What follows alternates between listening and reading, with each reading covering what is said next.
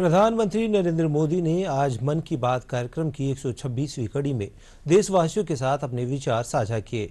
जयपुर स्थित भाजपा प्रदेश मुख्यालय पर भी प्रधानमंत्री मोदी के मन की बात कार्यक्रम का सजीव प्रसारण किया गया।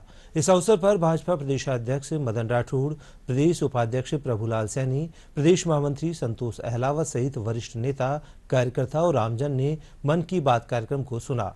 प्रदेश अध्यक्ष मदन राठौड़ ने कहा कि मन की बात कार्यक्रम देशवासियों में नव प्रेरणा और ऊर्जा का संचार करता है और हमें आत्मनिर्भर, सशक्त व विकसित भारत बनाने के लिए प्रेरित करता है।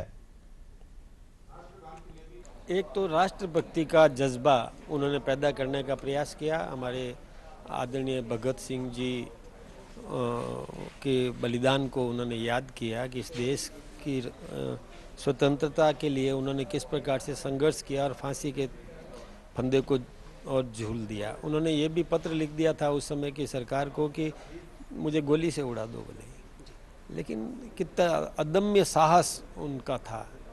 फिर उन्होंने आज हमारी बहनों के और उत्साहवर्धक प्रयोग जो उन्होंने किया कि बहनें समुद्र में एक छोटी सी नौका लेकर के हवा के झोंकों से जो चलती है उसमें पतवार से किस प्रकार से उन्होंने लगभग 300 दिन तक 43,000 किलोमीटर तक की यात्रा समुद्र में विपरीत परिस्थितियों के बाद में भी की। ये बहुत बड़ा साहस था। तो बेटियां हमारी कम नहीं है। उन्होंने गांधी जयंती पर किस प्रकार से स्वदेशी अपनाएं, खादी खरीदें, इस प्रकार का भी संदेश देने का काम किया। हम आत्मनिर्भर बन सकें, स्वदेशी अपनाएं, इस प्रकार का भी हमें उत्साहवर्धक प्रेरक उन्होंने मार्गदर्शन दिया। मन की बात कार्यक्रम हमारे लोकप्रिय प्रधानमंत्री जी की जो आवाज़ है वो आज पूरे हिंदुस्तान की जन जन की आवाज़ बन चुका है। और मन की बात कार्यक्रम ने जितनी लोकप्रियता जितनी हासिल हुई है वास्तव में इस बात का संकेत देती है कि माननीय प्रधानमंत्री जी की लोकप्रियता कितनी है। आज मन की बात में जो संदेश हुआ है वो आत्मनिर्भर नागरिक, आत्मनिर्भर बिजनेस और आत्मनिर्भर भारत, इन तीन कंसेप्ट को लेके वोकल फॉर लोकल का जो मैसेज दिया है वो इस बात का संकेत देता है कि राजनीति में जब तक सामाजिक और आर्थिक